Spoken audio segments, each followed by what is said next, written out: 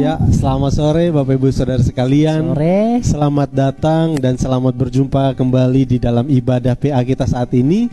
Bapak Ibu, sukacita sekali bisa kembali menyapa Bapak Ibu Saudara sekalian melalui kesempatan ini. Dan yang kami harap Bapak Ibu tidak bosan-bosan melihat kami ataupun bosan-bosan dengar suara kami. Tetap bersukacita, tetap bersyukur untuk setiap firman Tuhan yang kami dengarkan. Dan kami juga sadar di dalam penyampaian kami mungkin ada beberapa hal kami kelewatan atau mungkin di dalam pengucapan kami tidak begitu sempurna, tetapi yang kami harapkan dari setiap PA yang kami sampaikan, Bapak Ibu bisa tekun belajar untuk semakin memahami firman Tuhan. Untuk saat ini Bapak Ibu, saya juga rindu untuk Bapak Ibu tetap senantiasa kuat dan mengikuti, karena hari ini saat ini kita berada di ibadah PA yang terakhir Bapak Ibu untuk tahun ini. Tapi kita tetap bersyukur ini bukan akhir dari pembelajaran kita, tetapi merupakan suatu awal motivasi bagi kita untuk terus maju, terus menerus belajar di dalam mendalami firman Tuhan. Baiklah Bapak Ibu, saya tidak ingin berpanjang lebar untuk saat ini, tapi kita akan langsung saja untuk memulai PA kita. Saya juga berharap Bapak yang saya harapkan kita semua tetap di dalam lindungan Tuhan, di dalam pemeliharaan Tuhan, sukacita dan damai sejahtera menjadi bagian bagi kita semua. Mari kita akan memulaikan ibadah PA kita saat ini. Saya mengajak kita semua untuk bersama-sama memuji Tuhan. Kita mengangkat pujian ini.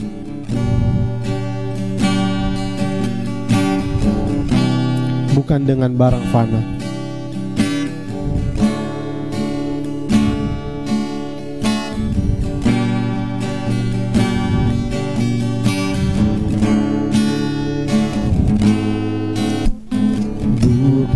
Dengan barang fana Kau membayar dosaku, dengan darah yang mahal, tiada noda dan celah. Bukan dengan emas perak, bukan dengan emas perak, Kau menebus diriku. Oleh segenap kasih dan pengorbananmu, ku telah mati dan tinggalkan cara hidupku yang lama. Semuanya sia-sia dan tak berarti lagi. Hidup ini ku letakkan pada mezbahmu ya Tuhan. Jadilah padaku seperti yang Kau ingini. Sekali lagi kita angkat pujian dari awal. Bukan dengan barang fana, bukan dengan barang fana, Kau membayar dosaku. Dengan darah yang mahal, tiada noda dan celah. Bukan dengan emas perak, bukan dengan emas perak, Kau menebus diriku. Oleh segenap kasih dan pengorbananmu,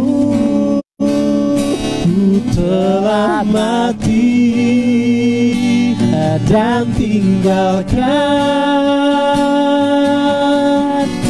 cara hidupku yang lama.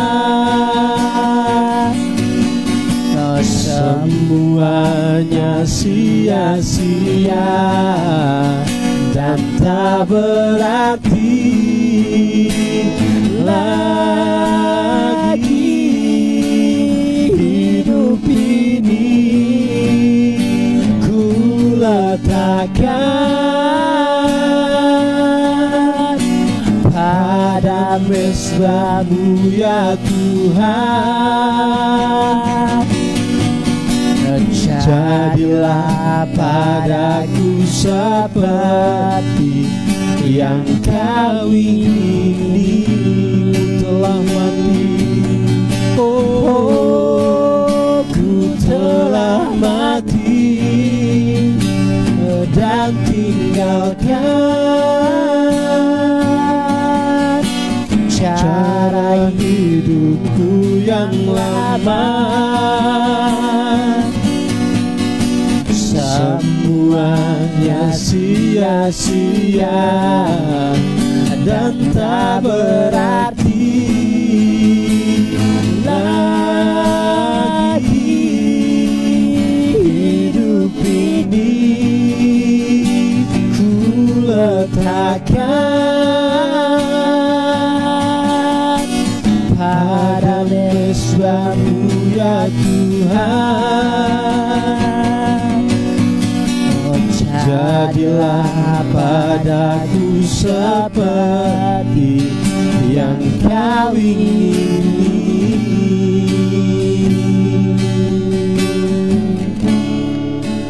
Ku telah mati dan tinggalkan cara hidupku yang lama. Semuanya sia-sia dan tak berarti lagi.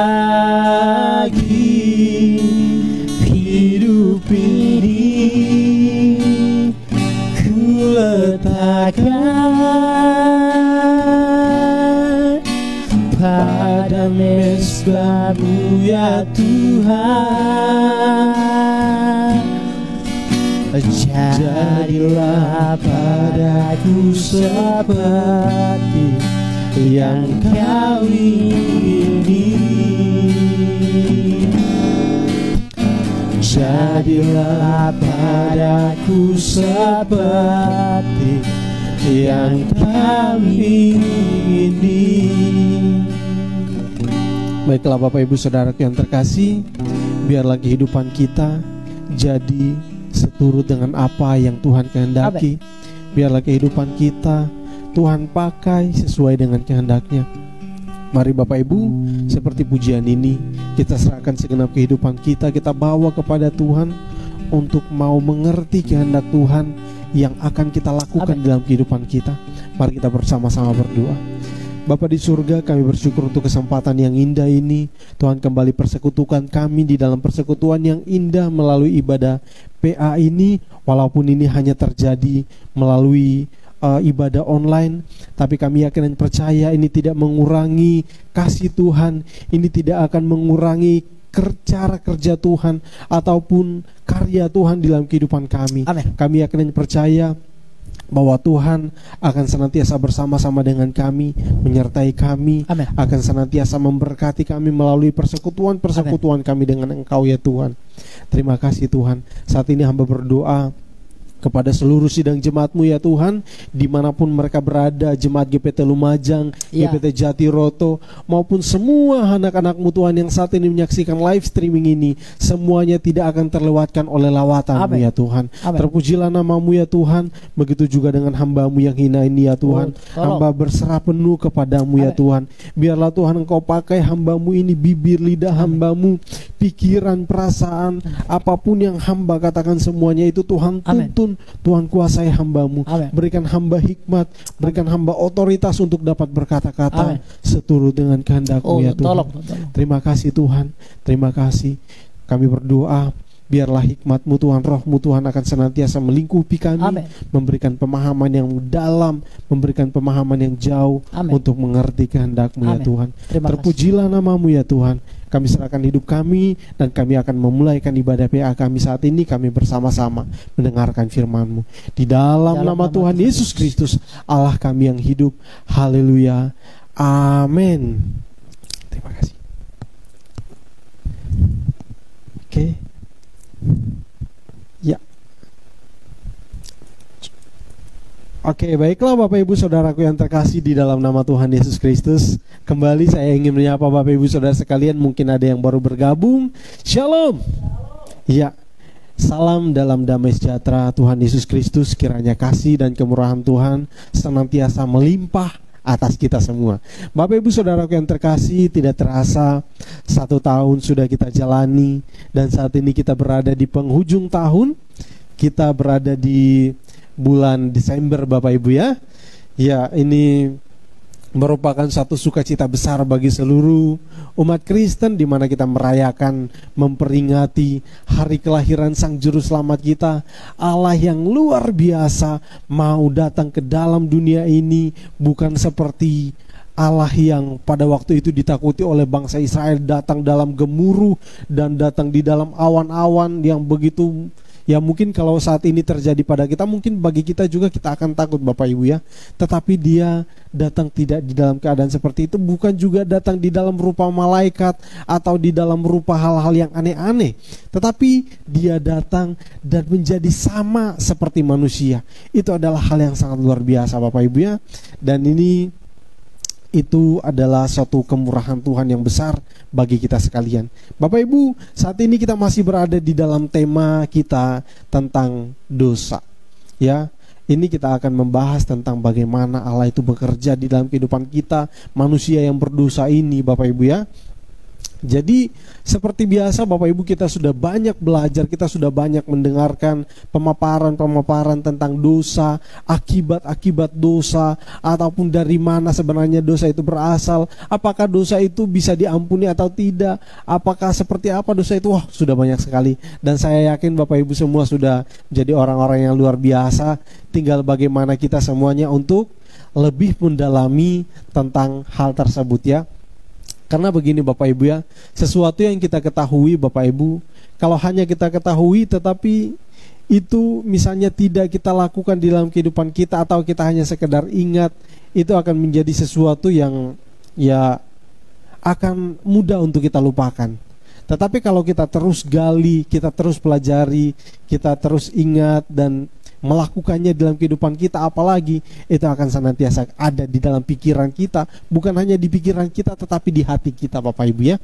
Nah, sekarang kita akan belajar tentang dosa. Sekali lagi saya ingatkan, kita belajar tentang dosa, memahami tentang dosa, bukan berarti supaya kita jago di dalam berbuat dosa atau hebat menjadi pendosa, tidak Bapak Ibu. Tetapi kita belajar tentang dosa supaya kita itu bisa mengantisipasi segala sesuatu yang ada indikasinya atau mengarah kepada atau menjurus kepada hal-hal yang berbau dosa. Karena apa? Dosa itu jelas sekali adalah suatu hal yang tidak dikehendaki oleh Tuhan. Dari pengertiannya saja, dosa itu merupakan sesuatu yang bertentangan dengan keinginan Tuhan atau kehendak Tuhan, atau sesuatu yang dilakukan maupun yang dipikirkan maupun yang kita inginkan yang bertentangan, yang melawan dengan kehendak Tuhan. Berlawanan atau bertentangan ya Bapak Ibu ya. Nah, sebab itu dalam Alkitab juga dikatakan bahwa orang yang berdosa itu merupakan seteru. Seteru itu merupakan, kalau di dalam bahasa Indonesia mungkin saya katakan seperti musuh bebuyutan ya. Musuh bebuyutan ya, musuh bebuyutan Allah. Jadi kalau kita berdosa berarti kita musuh bebuyutan Allah. Nah itu Bapak Ibu ya, begitu dosa itu di hadapan Tuhan. Nah sekarang kita akan lihat Bapak Ibu ya, dosa merupakan pelanggaran terhadap hukum Tuhan. Nah mungkin kita berpikir Bapak Ibu, beberapa orang berpikir bahwa Bagaimana sih dosa itu kita melanggar hukum Tuhan sih? Bagaimana dosa itu bisa dikatakan kita itu melawan hukum Tuhan atau kita melawan firman Tuhan? Sehingga ada orang mengatakan, apa sih itu hukum Tuhan? Nah, ini mungkin kita ada orang-orang yang memang tidak tahu hukum Tuhan, atau orang-orang yang pura-pura tidak tahu tentang hukum-hukum Tuhan, atau orang-orang yang tidak mengerti sama sekali ya, bisa jadi ya. Ada orang yang mengatakan bahwa apa sih hukum-hukum Tuhan itu? Nah, atau ada juga yang mengatakan saya tidak pernah lihat bagaimana sih hukum Tuhan itu, saya tidak pernah dengar karena saya ini bukan pengikutnya Tuhan. Nah, orang akan berkata demikian, Bapak Ibu. Banyak sekali orang yang demikian. Atau mungkin di dalam kekristenan kita juga sering menjumpai orang-orang yang demikian. Mereka Kristen tetapi hanya Kristen-Kristenan, tidak sungguh-sungguh di dalam menjalankan firman Tuhan atau melakukan firman Tuhan. Terus katanya, oh terserah kalian, itu urusi hidup kalian. Nah, tetapi Bapak Ibu, dosa merupakan pelanggaran hukum Tuhan. Nah, jadi kita sudah tahu dan kita juga sudah belajar bahwa dosa bukan suatu hal yang dianggap remeh ya. Tapi kita akan lihat ya Bapak Ibu ya. Jadi dosa merupakan pelanggaran terhadap hukum Tuhan. Tetapi Bapak Ibu, yang ingin saya tekankan, kenapa saya katakan demikian? Bagaimana sih dosa itu kita katakan sebagai suatu pelanggaran terhadap hukum Tuhan? Bagaimana sih kita bisa katakan bahwa kita tidak pernah melihat apa tentang hukum Tuhan, atau mendengar, atau kita bukan pengikutnya Tuhan sehingga kita bisa mengadakan atau mengucapkan alasan-alasan yang demikian? Bapak Ibu, walaupun orang yang tidak mengenal Tuhan, Bapak Ibu, di dalam hatinya Tuhan menuliskan tentang hukum-hukum itu, Bapak Ibu ya. Dia kenal Tuhan atau tidak, orang Kristen atau bukan orang Kristen, dia pernah belajar Alkitab atau tidak pernah belajar Alkitab, dia mengerti atau tidak tentang kebenaran, di dalam hatinya Tuhan katakan, firman Tuhan katakan, menuliskan firman itu di dalam setiap hati atau loh hati manusia. Bukan lagi di dalam loh batu yang dibawa oleh Musa kepada Tuhan, lalu Tuhan menuliskan tentang 10 hukum itu atau hal-hal yang berbau dengan itu ya. Tetapi di zaman sekarang ini, setelah itu Tuhan menuliskan kepada setiap loh hati manusia. Jadi di dalam sebab itu, di dalam setiap manusia, dia itu jahat, dia itu orang yang bejat sekalipun, tetap dia mengerti hal ini buruk, hal ini tidak, hal ini baik, hal ini jahat, hal ini pantas untuk dilakukan, hal ini tidak pantas untuk dilakukan. Nah, kenapa banyak orang yang lebih suka untuk melakukan hal-hal yang tidak baik? Karena mereka sudah terlatih untuk itu, mereka membiasakan diri untuk hidup di dalam hal-hal yang demikian. Sehingga mereka di dalam kehidupannya selalu melakukan hal tersebut dan mereka menganggap hal itu adalah hal yang biasa, Bapak Ibu ya. Nah, jadi ini merupakan suatu hal yang harus kita perhatikan. Kalau dikatakan tidak mengerti tentang hukum Tuhan, tetapi setiap manusia mengerti tentang apa yang baik dan yang jahat. Semua manusia tanpa terkecuali, dia pasti mengerti tentang apa yang baik dan apa yang jahat, dan apa yang pantas untuk dilakukan dan apa yang tidak pantas untuk dilakukan. Kalau tidak mengerti tentang hukum Taurat, atau mereka bahkan mungkin tidak pernah mendengar sama sekali tentang firman Tuhan, maka mereka dihakimi berdasarkan kebenaran yang mereka pegang. Ya, jadi di dalam hati manusia pasti dia, sekalipun dia tidak pernah mendengarkan tentang firman Tuhan, tetapi dia tahu apa yang baik dan apa yang tidak baik, dan Tuhan akan menghakiminya berdasarkan dengan hal tersebut. Nah, jadi Bapak Ibu, kita sudah mengerti ya banyak tentang dosa, dan ini hanya sebagai sedikit penambah ya Bapak Ibu, saya sedikit tambahan saja, bahwa di dalam kehidupan kita, orang baik, orang jahat, kenal Tuhan, tidak kenal Tuhan, di dalam hatinya ada Tuhan sudah tuliskan tentang firman Tuhan, hukum Tuhan, sekalipun dia tidak kenal Tuhan. Sebab itu, walaupun manusia berdosa, tetap ada kebaikan di dalamnya. Tetap dia itu bisa memilih yang baik dan yang jahat. Oke Bapak Ibu, kita lanjut. Nah, sebagian orang mengatakan dosa adalah hal yang biasa. Dosa merupakan suatu hal yang biasa. Semua orang berdosa. Jadi ketika kita melakukan dosa, orang mengatakan, biasanya itu sudah wajar lah, apa, karena ada mengatakan oh itu manusiawi, jatuh di dalam dosa, oh itu manusiawi. Ya itu ya menurut saya hal yang ya bisa kita terima.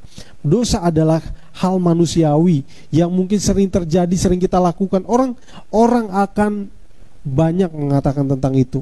Ketika orang berbuat salah, saya juga ketika ada teman yang berbuat salah, dia sudah menyesal, penuh dengan penyesalan, dengan menghibur juga saya juga sering katakan tidak apa-apa. Itu hal yang biasa terjadi kepada banyak orang. Saya juga pernah mengatakan demikian. Tetapi yang penting adalah jangan lagi melakukan hal tersebut. Nah, karena itu adalah hal yang tidak baik. Jadi di pandangan manusia orang berdosa, manusia adalah orang berdosa, sebab itu dosa dianggap hal yang biasa. Jadi sering sekali kita mendengar atau melihat orang itu melakukan hal yang tidak baik. Kita katakan atau ada mungkin orang yang cuman begitu kok, itu tidak masalah. Nah, tapi justru dari hal-hal yang demikian, itu akan memicu satu hal yang akan lebih besar lagi yang akan dia lakukan. Nah, jadi ada juga yang mengatakan bahwa dosa itu adalah sesuatu yang bisa diatur atau menggampangkan tentang dosa. Jadi kita ketika dia berbuat dosa, ya gampang lah, nanti urusan belakangan lah. Yang penting kita aman-aman saja. Itu bisa diatur, ya. Banyak orang mengatakan demikian atau berpandangan demikian. Tetapi Bapak Ibu yang harus kita perhatikan, bagi Tuhan dosa adalah dosa, dan itu merupakan sesuatu yang serius, masalah yang serius, yang harus dibereskan, yang harus segera diselesaikan, yang tidak boleh ditinggal. Tuhan tidak boleh tinggal diam ketika melihat tentang dosa. Sebab itu Bapak Ibu yang terkasih, kita banyak sekali melihat, ketika kita mulai lihat ya Bapak Ibu ya, di dalam kisah Alkitab, di zamannya Nuh, karena dosa, kebijatan manusia itu hampir saja dipunahkan oleh Tuhan. Tetapi Tuhan masih melihat ada satu keluarga yang masih hidup di dalam takut akan Tuhan. Ya, dia masih hidup di dalam pergaulan dengan Tuhan, sehingga Tuhan berkemurahan sehingga Nuh diselamatkan. Dia itulah keluarga Nuh dan sekeluarganya. Terus yang selanjutnya kita lihat ada kota Sodom dan Gomora. Ketika kebijatan manusia begitu hidup di dalam dosa, semuanya dihancurkan oleh Tuhan. Nah, Bapak Ibu, di sini kita bisa melihat bahwa dosa merupakan masalah yang serius bagi Tuhan. Tuhan tidak bisa tinggal diam ketika melihat tentang dosa ini. Ketika manusia hidup di dalam dosa, Tuhan itu hatinya begitu sangat panas. Sehingga seperti tadi saya katakan di awal, ketika orang itu berbuat dosa atau orang itu hidup di dalam dosa, maka itu di firman Tuhan katakan itu adalah seterunya Allah.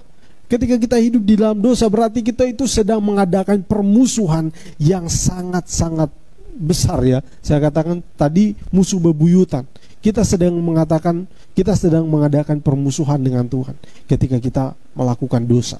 Nah, Bapak Ibu yang terkasih, kita melihat bahwa dosa merupakan masalah yang serius bagi Tuhan.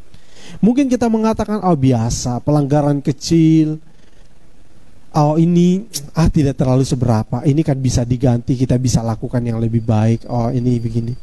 Tapi bagi Tuhan, hal yang sepele, entah itu mungkin kita mengatakan itu pelanggaran yang kecil, tetapi di mata Tuhan, dosa tetap dosa.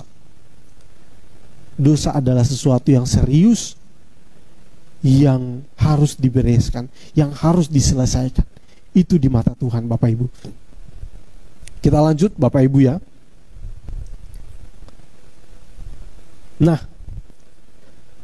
sekarang kita akan melihat bagaimana ini merupakan sesuatu yang betul-betul serius di mata Tuhan. Nah, saya akan mengajak kita sekalian Bapak Ibu untuk membaca ayat firman Tuhan di dalam kitab Yesaya. Ada beberapa ayat nanti kita akan baca Bapak Ibu ya. Ya, ini Bapak Ibu bisa baca di dalam kitab Yesaya, itu Yesaya 14 ayat yang ke-12 sampai ayat yang ke-15, itu berbicara tentang malaikat, ya. Nah, jadi malaikat yang karena kesombongannya dia akhirnya jatuh ke dalam dosa, jadi dia jatuh ke dalam dosa. Terus yang selanjutnya ini berbicara tentang malaikat ya Bapak Ibu ya. Saya akan bacakan di dalam kitab Yudas ayat yang ke-6. Ya, Yudas ayat yang ke-6, Yudas pertama ayat yang ke-6, cuma satu pasal ya Bapak Ibu ya. Nah, ayat yang ke-6, dan bahwa ia menahan malaikat-malaikatnya yang tidak, maafkan saya ulangi, dan bahwa ia menahan malaikat-malaikat yang tidak taat pada batas-batas kekuasaan mereka, tetapi meninggalkan tempat kediaman mereka dengan belenggu-belenggu abadi di dalam dunia kekelaman sampai penghakiman pada hari besar. Nah, ini juga dikatakan sama seperti Sodom dan Gomora. Nah, Bapak Ibu yang terkasih, di sini menjelaskan tentang malaikat, bahwa malaikat itu mereka jatuh ke dalam dosa. Mereka itu sebenarnya Tuhan sudah tetapkan mereka itu batasnya demikian, tetapi mereka ingin lebih dari itu, ya. Mereka inginkan lebih dari itu. Nah, terus yang selanjutnya di dalam 2 Petrus 2 Petrus 2 ayat yang keempat. Nah, di sini kita akan lihat betapa seriusnya Allah menangani tentang dosa. Sebab jikalau Allah tidak menyayangkan malaikat-malaikat yang berbuat dosa, tetapi melemparkan mereka ke dalam neraka, dan dengan demikian menyerahkannya ke dalam gua-gua yang gelap untuk menyimpan mereka sampai hari penghakiman.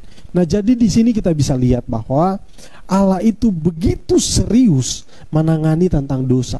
Dosa ini bukan sesuatu hal yang dianggap Tuhan itu kan kita katakan, oh Tuhan itu kan penuh kasih, penuh kemurahan. Tapi kita lihat Bapak Ibu, malaikat jatuh tidak ada ampun, dilemparkan langsung. Begitu serius. Jadi dibersihkan surga itu, tidak boleh ada kecemaran di sana, tidak boleh ada dosa di sana. Sehingga kalau ada yang berbuat dosa, disingkirkan. Dan malaikat jatuh ke dalam dosa, dikatakan Tuhan melemparkan mereka ke dalam neraka. Nah, Bapak Ibu yang terkasih di dalam nama Tuhan Yesus Kristus, malaikat seperti tadi saya hanya ingin jelaskan ini, singkatnya seperti ini. Malaikat itu diciptakan oleh Allah, mereka itu ditempatkan Allah di surga, ya. Tetapi mereka itu ketika saat mereka jatuh ke dalam dosa, mereka akhirnya disingkirkan dari surga, ya. Mereka dilemparkan ke bumi, dan mereka itulah yang kita kenal sebagai iblis, yaitu malaikat yang jatuh, yang dilemparkan oleh Tuhan ke bumi. Nah, terus yang selanjutnya kita akan lihat betapa seriusnya Tuhan melihat tentang dosa ini.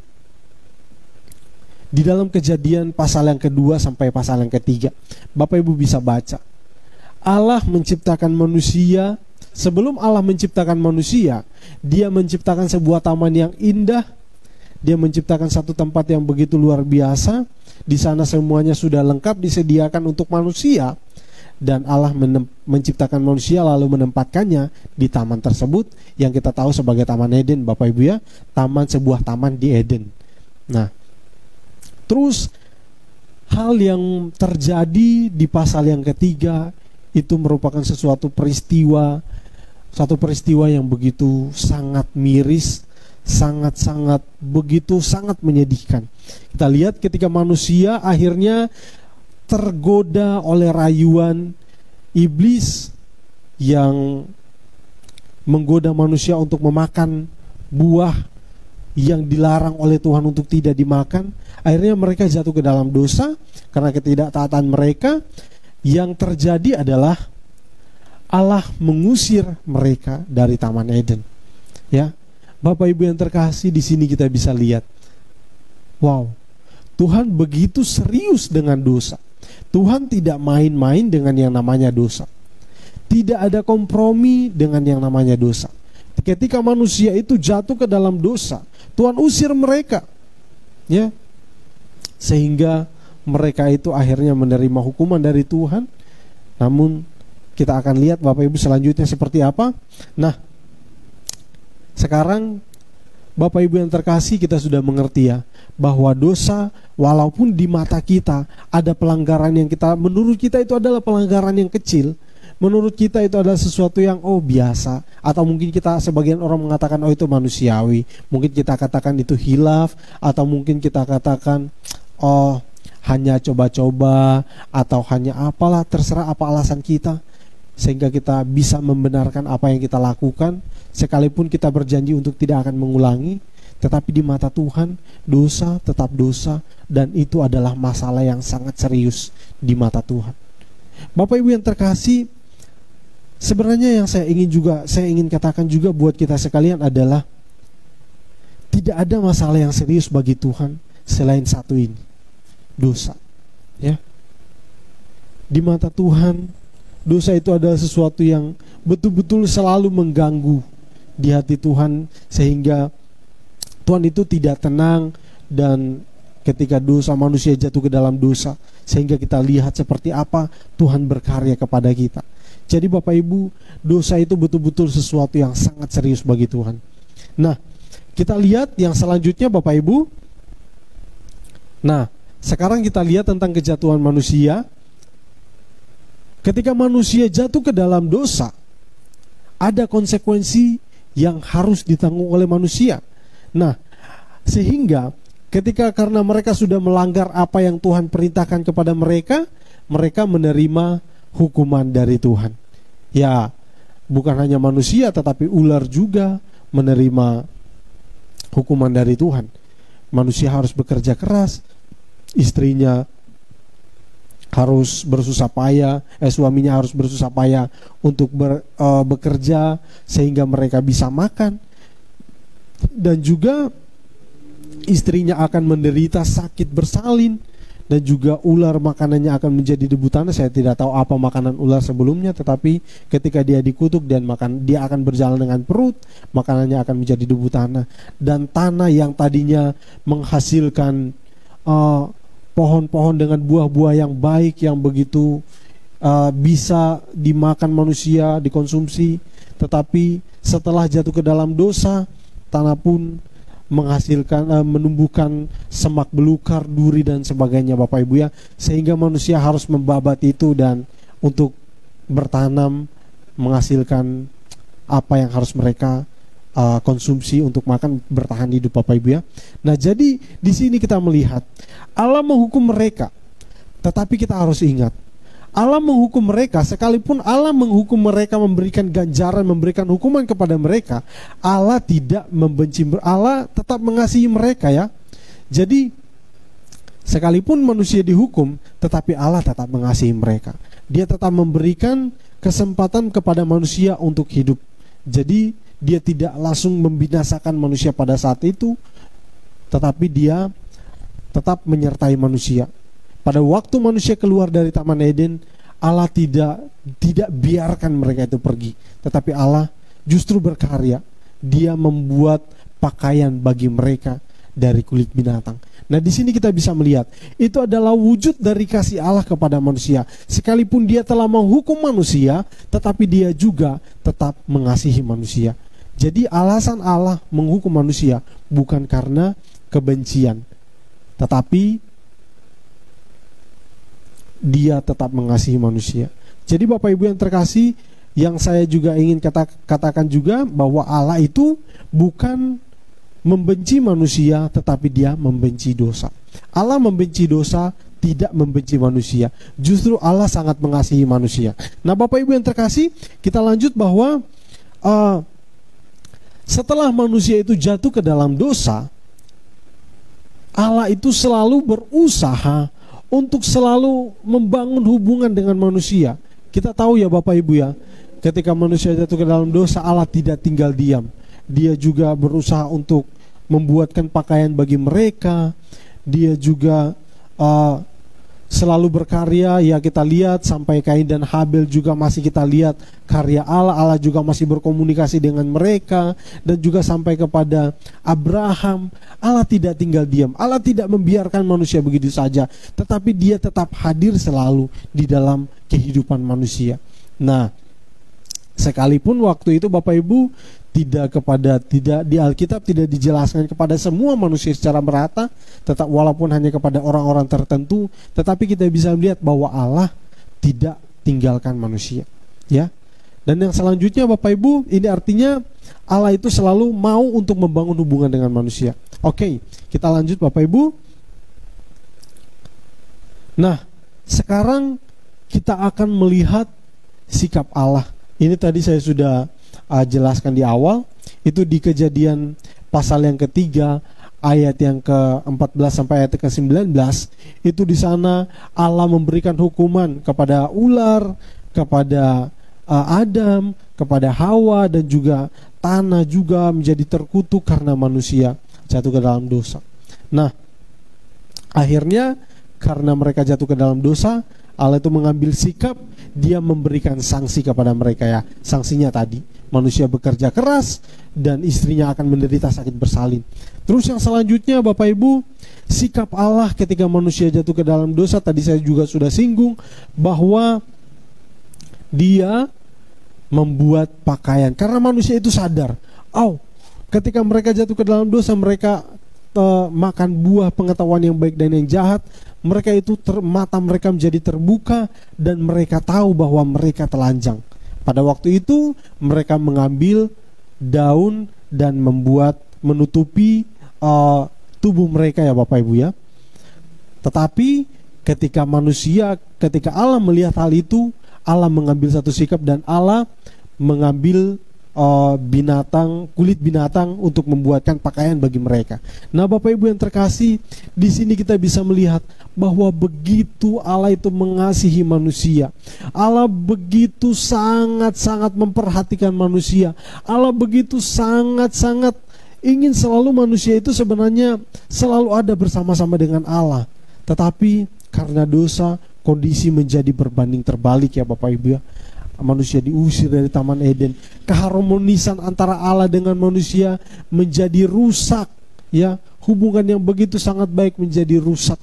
Nah, sehingga sikap Allah itu dia karena dia tetap mengasihi manusia walaupun dia membenci dosa, manusia adalah orang berdosa, dia mengambil satu sikap, dia tetap menyertai manusia. Sehingga pada waktu manusia jatuh ke dalam dosa, disingkirkan dari Taman Eden, mereka dalam keadaan telanjang, Allah tahu tentang itu, dia mengambil kulit binatang lalu membuat pakaian bagi manusia itu. Nah, Bapak Ibu, di sini kita bisa lihat bahwa Allah adalah sangat-sangat luar biasa. Dia tidak pernah tinggalkan kita. Terus yang selanjutnya, di dalam Yohanes pasal yang ketiga ayat yang ke-16, kali ini saya mau ajak Bapak Ibu Saudara sekalian, kita bersama-sama untuk menyebutkan ayat ini, karena saya yakin ini adalah satu ayat yang sangat-sangat kemungkinan 90% orang Kristen menghafal ayat ini, ya. Jadi saya yakin Bapak Ibu, saya anggap Bapak Ibu bisa menghafal ayat ini. Untuk itu Bapak Ibu, kita sama-sama untuk menyebutkan ayat ini. 1, 2, 3. Yohanes 3 ayat 16. Karena begitu besar kasih Allah akan dunia ini, sehingga ia telah mengaruniakan anaknya yang tunggal, supaya setiap orang yang percaya kepadanya tidak binasa, melainkan beroleh hidup yang kekal. Oke, Bapak Ibu, ya. Jadi kita bisa lihat bahwa sikap Allah ketika manusia jatuh ke dalam dosa, yaitu dia bertindak, dia mengambil satu tindakan untuk menyelamatkan manusia. Bapak Ibu yang terkasih, kita tahu bahwa dosa merupakan sesuatu hal seperti yang saya katakan tadi, sesuatu hal yang serius bagi Allah, dan ada konsekuensinya dosa. Kita sudah belajar banyak tentang dosa. Setiap orang yang berdosa semuanya akan mendapatkan hukuman, bukan hanya hukuman di dunia ini saja menderita, tetapi di akhir hidupnya akan mengalami maut, ya. Bapak Ibu sudah tahu ya, firman Tuhan katakan tentang maut itu di sana hanya ada ratap tangis kertak gigi ya. Wow. Seperti di firman Tuhan juga katakan suatu lautan api yang menyala-nyala yang tidak pernah padam. Wow, itu suatu hal yang penghukuman yang sangat mengerikan. Bapak Ibu, sebab itu karena Tuhan tahu hal itu, sebab itu dia bertindak. Dia mengambil satu sikap, yaitu dia datang ke dunia melalui anaknya untuk menyelamatkan manusia. Nah Bapak Ibu, sebab itu Natal merupakan satu peristiwa penting bagi kita sekalian. Jangan sampai mungkin kita di dalam perayaan Natal kita Bapak Ibu, kita menganggap sesuatu yang perayaan, kita kumpul keluarga. Tetapi mari kita renungkan tentang makna Natal ini, bahwa Allah yang sudah rela datang ke dalam dunia, tujuannya cuma satu Bapak Ibu, untuk mendamaikan kita dengan Allah, untuk membebaskan kita dari hukuman dosa. Kalau kita tidak berdamai dengan Allah, kita tidak mungkin bebas dari hukuman tersebut Bapak Ibu ya. Nah Bapak Ibu yang terkasih, ini suatu hal yang penting untuk kita ingat dan kita renungkan di dalam kehidupan kita, bahwa dosa merupakan masalah serius bagi Tuhan. Sebab itu dia datang ke dalam dunia, dia mau menyelamatkan kita, karena dia tahu bahwa tidak ada manusia yang sanggup untuk menyelamatkan dirinya sendiri untuk selamat dari hukuman dosa tersebut. Baiklah Bapak Ibu, kita lanjut ya Bapak Ibu ya. Saya tidak ingin panjang lebar lagi, tetapi mari kita saya harap Bapak Ibu bisa menangkap sampai sejauh ini ya. Saya harap Bapak Ibu bisa menangkap. Dan yang selanjutnya, sikap Allah adalah memulihkan kembali. Ya, saya ingin bacakan hubungan manusia dengan Allah ya. Di dalam kitab Ibrani pasal yang pertama ayat 1 dan yang kedua. Allah berfirman dengan perantaraan anaknya. Setelah pada zaman dahulu Allah berulang kali dalam pelbagai cara berbicara kepada nenek moyang kita dengan perantara nabi-nabi, maka pada zaman akhir ini ia telah berbicara kepada kita dengan perantaran anaknya yang telah ia tetapkan sebagai yang berhak menerima segala yang ada. Oleh dia Allah telah menjadikan alam semesta. Nah, ini suatu hal yang sangat luar biasa. Jadi Allah itu senantiasa membangun hubungan dengan manusia. Ini begitu di situ dikatakan dengan berbagai cara Bapak Ibu ya. Jadi Allah itu terus menerus berusaha untuk berkomunikasi dengan manusia, walaupun hanya melalui dengan beberapa orang. Di situ dikatakan dengan perantaran melalui para nabi, dan juga ada orang-orang tertentu seperti misalnya ada Abraham, ada Nuh, ada juga Ishak, ada Yakub. Nah, kita tahu orang-orang yang demikian dipakai Tuhan. Allah berkomunikasi kepada mereka. Jadi Allah itu selalu ada menyertai manusia, dan itu cara Allah untuk senantiasa berhubungan dengan manusia, membangun hubungan dengan manusia. Jadi Allah itu selalu berusaha supaya hubungannya dengan manusia itu tetap selalu baik. Jadi memulihkan kembali hubungan dengan manusia. Di dalam juga sikap Allah yang selanjutnya adalah, Bapak Ibu yang terkasih, yaitu dia itu senantiasa menyertai manusia, tidak pernah meninggalkan ciptaannya. Jadi Bapak Ibu, ini yang penting buat kita sekalian. Ketika kita berada, mungkin saya yakin kita semua pernah melakukan kesalahan. Tapi ada beberapa orang ketika melakukan salah, ketika mereka melakukan sesuatu yang menurut mereka itu sesuatu yang memang mereka anggap itu ada suatu hal yang fatal bagi mereka. Mereka itu menjadi putus asa. Mereka itu menjadi orang yang down, betul-betul down, patah semangat. Saya katakan di tempat ini adalah, jangan khawatir. Tuhan tidak pernah tinggalkan kita. Tuhan senantiasa bersama-sama dengan kita. Hanya sekarang di dalam diri kita, kita sudah tahu kita salah. Kita sudah tahu kita melakukan suatu hal yang tidak baik. Kita mengambil sikap juga yang baik, yaitu kita mohon ampun kepada Tuhan. Yakin dan percaya bahwa Tuhan tetap ada dan Dia selalu terbuka untuk setiap kita yang mau berdoa berseru kepadanya. Nah Bapak Ibu, tetapi yang harus kita lakukan adalah kita harus janji kepada diri kita untuk tidak melakukan hal atau dosa yang sudah kita lakukan, atau mungkin dosa-dosa yang lain. Janganlah coba-coba untuk kita lakukan. Nah, itu yang terpenting buat kita sekalian. Kita sudah tahu. Nah, jadi kita sudah tahu sikap-sikap Allah. Dia tetap selalu ingin berkomunikasi dengan manusia. Dia juga selalu menyertai kita. Sebab itu juga di dalam Yesaya, ini sama dengan yang di Matius, maksud saya Matius pasal yang pertama ayat yang ke-23. Sebab itu dikatakan bahwa sesungguhnya anak darah itu akan mengandung dan melahirkan seorang anak laki-laki, dan mereka akan menamakan dia Immanuel, yang berarti Allah menyertai kita. Ya, Bapak Ibu yang terkasih dalam nama Tuhan Yesus Kristus, ini suatu hal yang sangat luar biasa.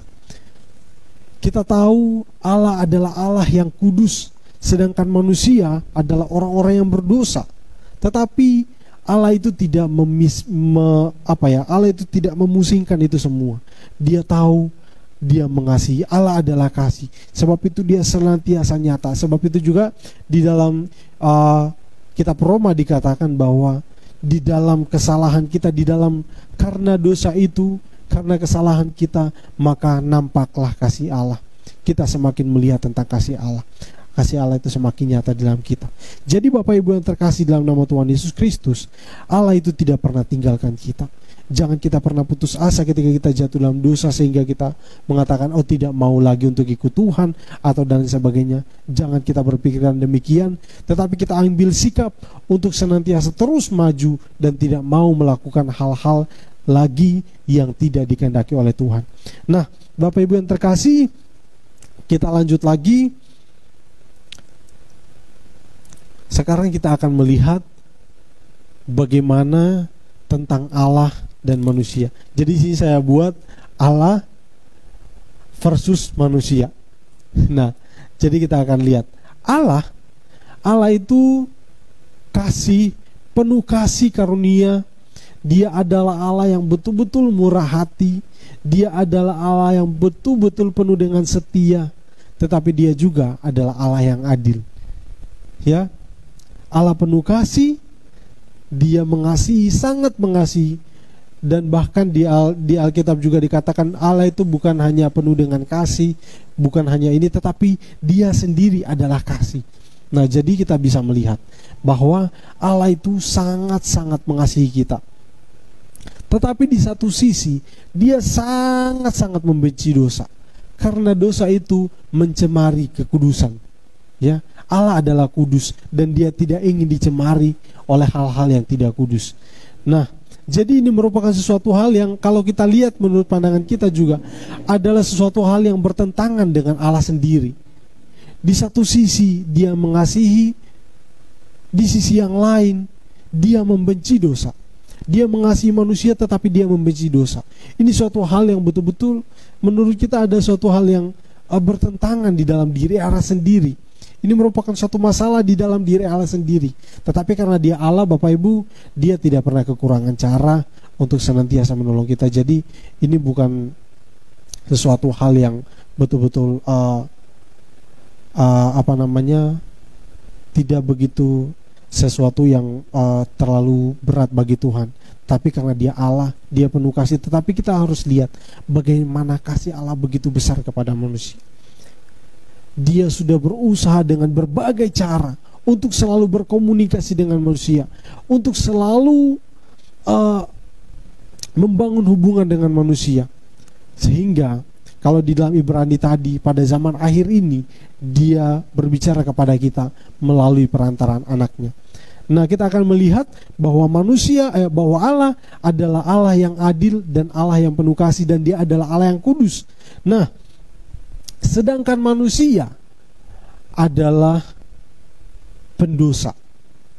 Jadi benar-benar bertentangan dengan natur Allah. yang namanya pendosa Bapak Ibu.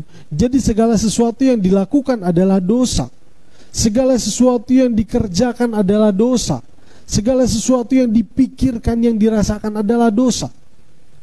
Nah, jadi itu betul-betul kita lihat Allah tadi membenci dosa. Manusia berdosa. Nah, karena manusia ini berdosa, maka jadi dosa ini merupakan satu pelanggaran terhadap hukum Tuhan. Karena manusia ini berdosa, dia sudah melanggar hukum Tuhan, maka dia itu harus menyelesaikan masalahnya itu dengan Allah. Dia harus, dan untuk menyelesaikan masalah itu, dia harus menerima konsekuensi dari Allah supaya masalahnya itu selesai. Tetapi masalahnya Bapak Ibu, konsekuensi dari dosa ini adalah berat. Bukan hanya dihukum seperti mungkin anak-anak kita ketika buat salah kita pukul, sudah selesai. Allah beda Bapak Ibu. Dosa bukan Allah yang beda ya, tetapi dosa itu berbeda di hadapan Allah. Seperti yang dikatakan di dalam Roma 6 ayat yang ke-23, upah dosa adalah maut. Bapak Ibu tahu, seperti tadi saya sudah katakan, maut itu adalah suatu kebinasaan atau penghukuman kekal. Ya, penghukuman yang kekal. Itulah konsekuensi yang harus diterima. Jadi karena hal itu maka Tuhan tidak ingin hal itu terjadi kepada kita. Nah, terus yang selanjutnya, manusia itu kan harus menyelesaikan dosa itu dengan Allah. Terus yang selanjutnya adalah manusia ini yang berdosa, tidak ada manusia itu yang bisa menyelesaikan, karena semua manusia itu adalah orang berdosa. Jadi misalnya gini, yang saya maksud adalah seseorang itu menyelesaikan dosa, dia harus bebas dari dosa untuk bisa menyelesaikan orang-orang lain atau menolong orang lain. Atau mungkin dia itu bebas dari dosa untuk dijadikan dijadikan ganti bagi yang lain supaya yang lain itu bisa bebas. Karena Tuhan tidak hanya memikirkan satu manusia saja Bapak Ibu, tetapi semua manusia itu dipikirkan oleh Tuhan.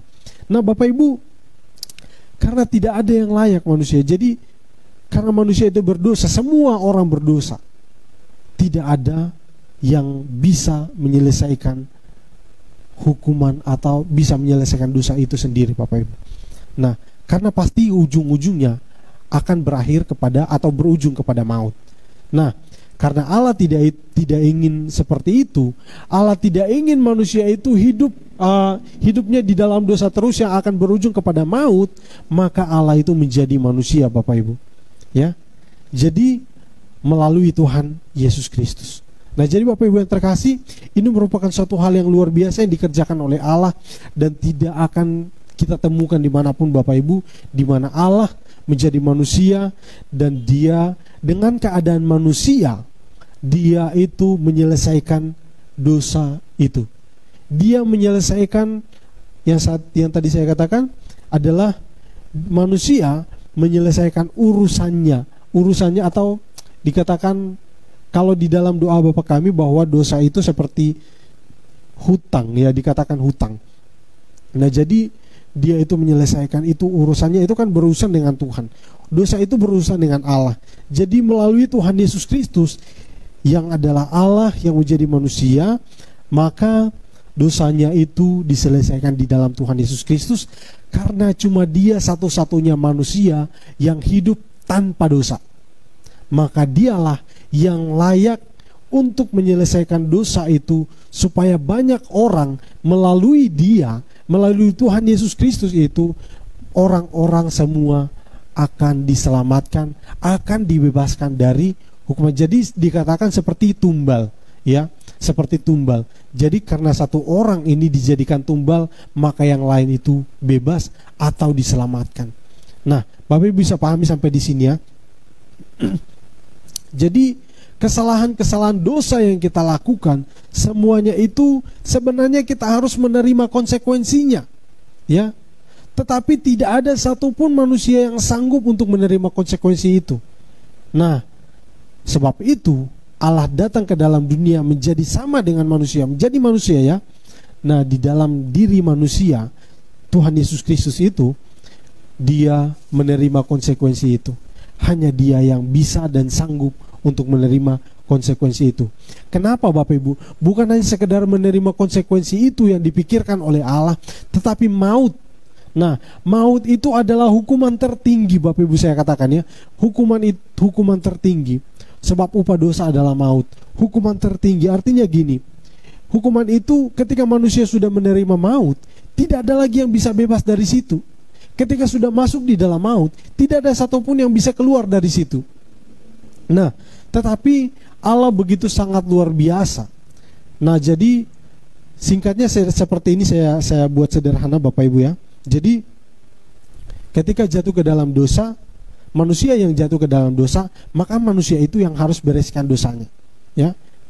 Dia tidak mungkin gunakan hewan untuk membereskan dosanya. Manusia yang bersalah, maka manusia yang harus menanggung atau membereskan dosa itu. Kenapa? Karena Allah itu adil. Jadi siapa yang bersalah, dia sendiri yang harus menanggung konsekuensi dari dosa itu. Dia harus sendiri juga yang harus membereskan dosa itu. Nah jadi, tetapi masalahnya konsekuensinya itu berat.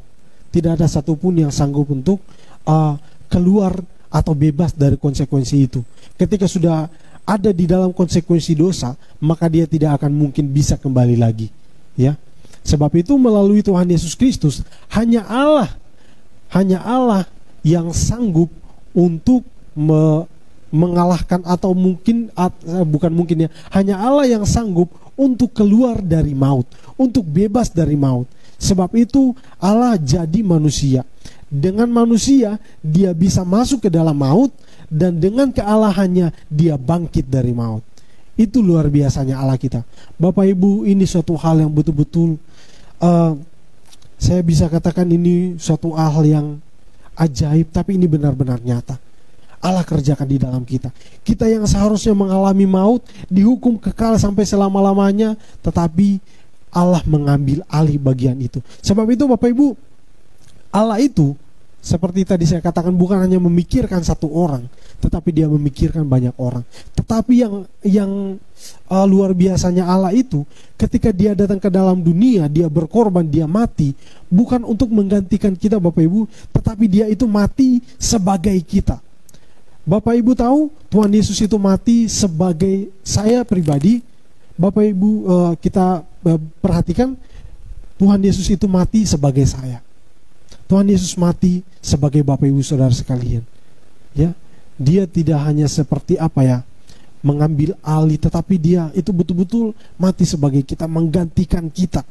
Ya, menggantikan kita yang menerima hukuman dosa tersebut. Wow, melihat hal ini betul-betul sangat bersyukur Bapak Ibu. Tidak ada Allah yang seperti itu Bapak Ibu. Tidak ada.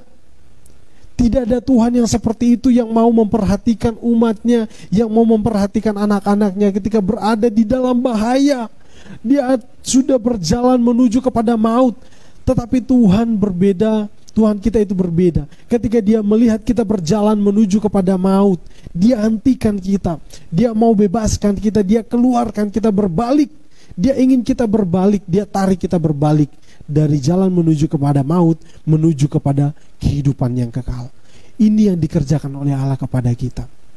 Sebab itu kita patut bersyukur kepada Tuhan. Bapak Ibu yang terkasih, maafkan agak panjang. Nah, jadi ini yang harus kita perhatikan. Maut adalah hukuman tertinggi, tidak ada satupun yang bisa bebas. Sebab itu Allah yang mengambil alih hal tersebut. Kita harus tetap bersyukur karena Allah kita luar biasa memperhatikan kita. Nah,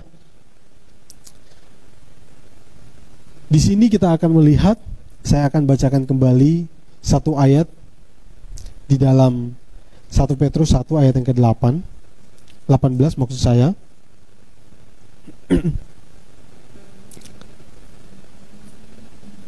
Sebab kamu tahu bahwa kamu telah ditebus dari cara hidupmu yang sia-sia, yang kamu warisi dari nenek moyangmu, itu bukan dengan barang yang fana, bukan pula dengan emas atau perak. Nah, jadi Bapak Ibu, inilah yang dikerjakan oleh Tuhan. Dia datang ke dalam dunia, jadi sama dengan manusia. bukan hanya datang untuk sekedar memperkenalkan tentang kerajaan Allah yang begitu mewah, lalu dia katakan kita harus ke sana. Dia tidak jelaskan bagaimana caranya. Mungkin dia jelaskan bagaimana caranya, oh kamu harus hidup benar, hidup begini-begini. Tidak hanya sebatas itu. Tetapi masalah dosa ini tidak akan selesai kalau Allah itu tidak turun ke dalam maut menggantikan kita menerima hukuman tersebut. Tetapi dia mau menggantikan kita menerima hukuman tersebut sehingga kita itu bebas dari hukuman itu. Ya. Jadi Bapak Ibu, hukuman yang seharusnya kita terima diambil alih oleh Allah di dalam Tuhan Yesus Kristus. Jadi di sini yang saya ingin katakan kepada kita Bapak Ibu, saya juga tegaskan kepada kita, jangan jadi orang bodoh yang hanya hidup untuk binasa. Ya, kita sudah tahu konsekuensi dosa adalah maut. Itu adalah kebinasaan kekal. Kita sudah tahu itu semua. Tapi kalau kita mau melanggar itu, kita mau tetap hidup di dalam hal-hal yang tidak berkenan kepada Tuhan, maka saya katakan kita adalah orang bodoh. Ya, kita sudah tahu itu adalah hal yang berbahaya, tetapi kita masih saja untuk hidup di dalam hal-hal yang demikian. Nah, jadi saya katakan, saya tegaskan kepada kita, jangan jadi orang bodoh yang hidup hanya untuk binasa. Ya, kita sudah tahu dosa berujung kepada kebinasaan, tetapi kita mau untuk terus di dalamnya. Jangan ya. Kita juga perhatikan bahwa manusia adalah orang-orang yang hidup di dalam penghukuman kekal karena dosa. Ya. Tetapi kasih Allah telah membuka jalan bagi kita. Melalui Tuhan Yesus Kristus, Dia mengadakan satu pendamaian bagi kita dengan Allah. Melalui Dialah jalan satu-satunya bagi kita untuk bebas dari hukuman dosa, untuk bebas dari segala hal yang mengikat kita. Ya, bebas dari kebinasaan.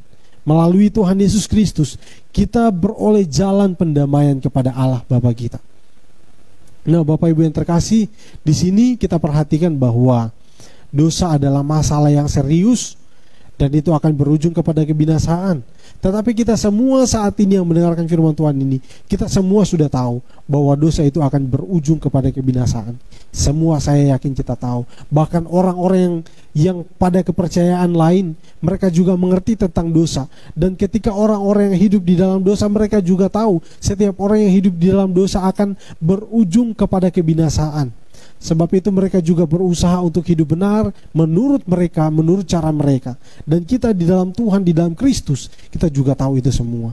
Sebab itu karena kita sudah tahu, saya di sini, karena kita sudah tahu akibat dari dosa itu, saya tegaskan kepada kita, jangan jadi orang bodoh yang hidup hanya untuk binasa. Percuma kita menikmati dunia ini dengan segala kekayaan, dengan segala kemewahan, tetapi kita hidup di dalam dosa, dan pada akhir hidup kita akan mengalami penderitaan yang tidak henti-hentinya. Ya, Bapak Ibu yang terkasih, ini adalah suatu hal yang penting untuk kita perhatikan. Kalau kita hidup di dalam dosa, maka kita adalah orang bodoh yang hanya menyerahkan diri kita kepada kebinasaan. Ya. Jadi melalui Kristus Allah sudah menyatakan kasih-Nya melalui Kristus. Mungkin kita lupa Bapak Ibu, jangan sebelum waktunya terlambat. Mungkin ada yang sudah lupa kalau Kristus itu adalah satu-satunya jalan. Sebelum terlambat, sekali lagi saya ingatkan, marilah kita berbalik kepada Allah. Marilah kita datang kepada Tuhan untuk kita diperdamaikan dengan Allah supaya kita itu bebas dari maut. Nah, yang saya ingin tekankan kepada kita, tadi kita sudah mengerti tentang dosa. Di ayat yang ke-25, 1 Petrus 1 ayat yang ke-25, saya bacakan. Tetapi firman Tuhan tetap untuk selama-lamanya. Inilah firman yang disampaikan Injil kepadamu. Nah, jadi maksud saya membacakan ayat ini adalah Bapak Ibu, itu merupakan satu penegasan kepada atas apa yang sudah disampaikan. Jadi ini ditegaskan kepada pendengar atau kepada penerima surat ini bahwa apa yang disampaikan itu adalah benar-benar suatu hal yang nyata, yang betul-betul benar ya Bapak Ibu ya. Saya tadi katakan seperti saya sudah pernah bilang, benar ya. Jadi bukan satu hal yang hanya iming-iming, tapi itu betul-betul nyata di dalam Tuhan.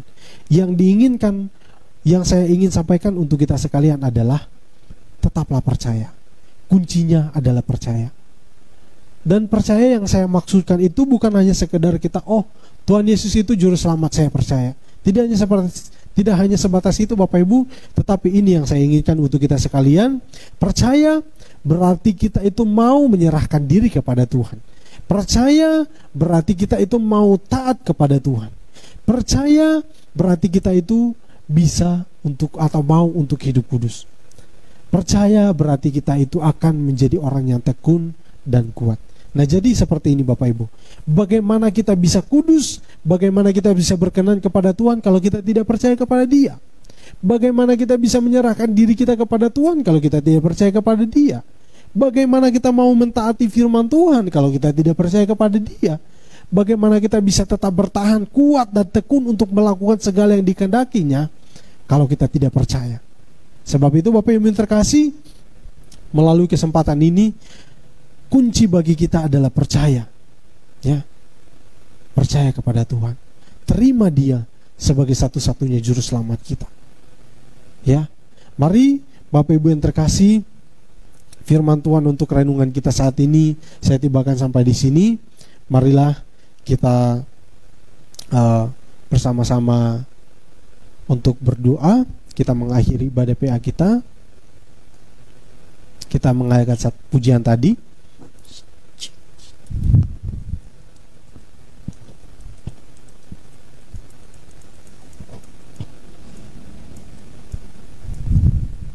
Ya, seperti yang kau ingini.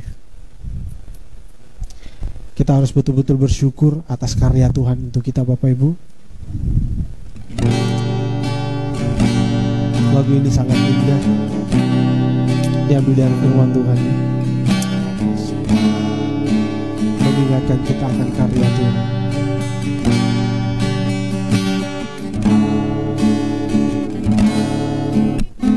Bukan dengan barang fana Kau membayar dosaku, dengan darah yang mahal, tiada noda dan celah.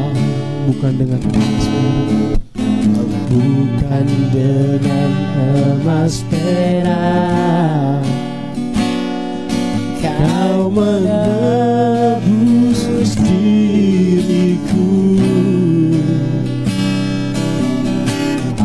Oleh segenap kasih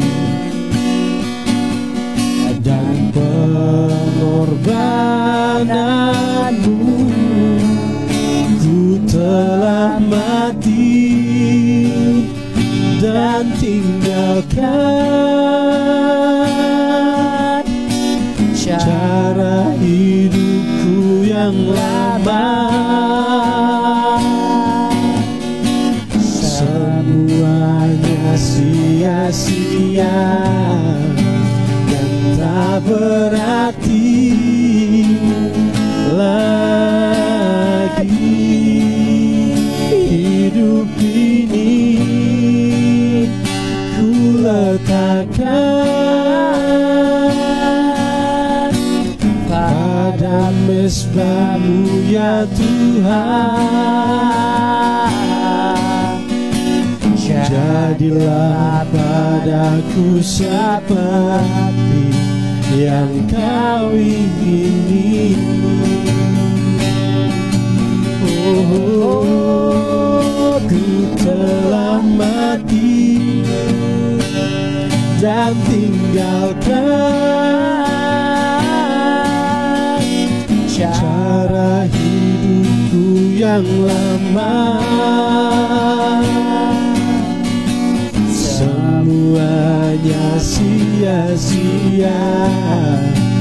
yang tak berarti lagi. Hidup ini ku letakkan pada mesra-Mu ya Tuhan. Jadilah padaku seperti yang Kau ingini. Jadilah padaku seperti yang Kau ingini. Mari Bapak Ibu Saudara sekalian, kita berdoa, kita bersyukur untuk segala berkat kemurahan Tuhan, untuk karya Allah yang begitu sangat besar dalam kehidupan kita. Natal mengingatkan kita akan karya itu Bapak Ibu. Natal mengingatkan kita akan kasih Allah yang begitu sangat besar, di mana Ia telah mengaruniakan anaknya yang tunggal, supaya melaluinya semua kita manusia yang percaya kepada Dia diselamatkan, bebas dari hukuman dosa. Mari Bapak Ibu kita bersama-sama berdoa. Bapa di surga, terima kasih. Kami bersyukur untuk kesempatan ini. Tuhan sudah kembali mengajarkan kepada kami bahwa dosa merupakan satu hal yang serius bagi Tuhan. Dosa merupakan satu hal yang harus diselesaikan. Karena jika itu tidak diselesaikan, maka kami akan mengalami kebinasaan. Maka kami akan berada di dalam penghukuman Allah, yaitu di dalam maut. Terima kasih ya Tuhan, terima kasih. Kami bersyukur untuk kesempatan yang Kau berikan kepada kami untuk mengerti tentang segala yang Kau kehendaki dalam kehidupan kami. Sebab itu ya Tuhan, saat ini ya Tuhan, hamba berdoa untuk seluruh sidang jemaat-Mu ya Tuhan, maupun sidang jemaat GPT Lumajang, GPT Jatiroto, maupun seluruh anak-anak-Mu Tuhan yang menyaksikan live streaming ini. Kiranya Tuhan Engkau senantiasa berkarya terus dalam kehidupan mereka, memberikan pemahaman yang lebih jauh, memberikan pemahaman yang lebih kuat tentang kebenaran firman-Mu ya Tuhan, supaya mereka senantiasa menjadi orang-orang yang taat dan kuat, yang setia di dalam melakukan kebenaran firman Tuhan, yang setia di dalam mengikut Engkau Tuhan. Terima kasih Tuhan, terima kasih. Saat ini ya Tuhan, hamba berdoa menyerahkan segenap kehidupan umat-Mu ya Tuhan, sidang jemaat-Mu ya Tuhan, GPT Lumajang, GPT Jatiroto, maupun anak-anak-Mu yang menyaksikan live streaming ini. Kiranya Tuhan Engkau senantiasa memberkati mereka, menyertai mereka. Berdoa secara khusus untuk mereka yang saat-saat ini mengalami hari-hari kebahagiaan atas karya Tuhan, mengalami mungkin mereka berjumpa dengan ulang tahun mereka, ataupun berjumpa dengan ulang tahun pernikahan. Kami berdoa melalui perpanjangan usia, melalui apa yang Tuhan telah kerjakan dalam kehidupan mereka, kesempatan yang Tuhan berikan kepada mereka untuk hidup. Kiranya Tuhan terus berkarya dalam mereka, memberikan mereka berkat-berkat dan menuntun mereka di dalam kebenaran-Mu ya Tuhan. Terima kasih ya Tuhan. Biarlah mereka senantiasa hebat di dalam pemakaian Tuhan. Tuhan berkati mereka di dalam segala berkat jasmani, berkat rohani yang melimpah. Terima kasih Tuhan. Hamba berdoa untuk kami seluruhnya ya Tuhan. Biarlah kasih Allah, sukacita dari Allah, damai sejahtera dari Allah akan senantiasa melingkupi kami semua. Mereka yang berada di dalam pekerjaan mereka, mereka yang berada di dalam pelayanan mereka, mereka yang berada di dalam pendidikan mereka, yang masih berada di dalam masa-masa pertumbuhan, semuanya akan dilawat oleh Tuhan, semuanya akan diberkati oleh Tuhan dengan berkat yang luar biasa dari Allah. Terima kasih Tuhan, terima kasih. Hamba juga berdoa untuk mereka saat ini mungkin yang sedang mengalami masalah, sedang mengalami problema di dalam kehidupan mereka, yang sedang mengalami jalan buntu saat ini, yang juga sedang mengalami sakit saat ini, kelemahan fisik. Hamba berdoa di dalam nama Tuhan Yesus Kristus, Tuhan jamah, Tuhan pulihkan, Tuhan berikan jalan keluar. Tuhan akan senantiasa melawat mereka dalam keadaan mereka apapun itu. Yang sedang bersedih, Tuhan hiburkan. Yang sedang di dalam kelemahan, Tuhan kuatkan. Di dalam nama Tuhan Yesus Kristus kami berdoa. Bapak Ibu Saudara sekalian, biarlah berkat Allah senantiasa melimpah Amin. atas kita. Sebab itu hiduplah di dalam kebenaran Tuhan, agar Allah senantiasa melimpah di dalam kita, di dalam kasih-Nya dan kemurahan-Nya. Terpujilah nama-Mu ya Tuhan. Ini hidup kami serahkan sepenuhnya ke dalam tangan-Mu. Dalam nama Tuhan Yesus Kristus kami berdoa. Haleluya. Amin. Baiklah Bapak Ibu, ini ibadah PA yang terakhir. Sampai berjumpa di dalam ibadah PA di tahun berikutnya dengan tema yang baru.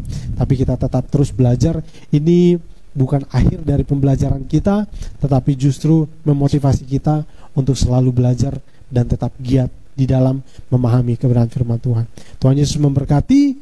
Shalom. Bapak Ibu Saudara, sebentar saya akan berikan pengumuman kita. Sekali lagi saya ingatkan, kami semua tim mengingatkan Bapak Ibu Saudara semuanya, ingat tanggal 25 merupakan Natal ibadah umum kita. Bapak Ibu Saudara sekalian ingat, tanggal 25 hari Jumat jam 5 sore merupakan ibadah Natal umum kita. Saya ajak Bapak Ibu untuk tetap memiliki semangat yang sama, untuk tetap memiliki komitmen yang sama, dan untuk tetap memiliki kebahagiaan yang sama, antusias yang sama menyambut Natal ini walaupun hanya secara online. Saya himbau Bapak Ibu untuk menyiapkan lilin. Kalau ada lilin di rumah bisa disiapkan lilinnya. Jika tidak ada flash HP tidak mengapa Bapak Ibu Saudara sekalian. Dan yang kedua yang harus disiapkan adalah Bapak Ibu harus menyiapkan perjamuan suci, bisa juga berupa roti yang biasa ataupun dengan sirup juga tidak mengapa Bapak Ibu Saudara. Roti biasa dan sirup itu juga tidak mengapa Bapak Ibu Saudara. Boleh mempersiapkannya untuk ibadah Natal tanggal 25 sore nanti. Tetap semangat Bapak Ibu Saudara sekalian. Sampai bertemu di ibadah Natal umum kita jam 5 sore. Shalom, Tuhan Yesus memberkati. Jangan kasih kendor. Yeay.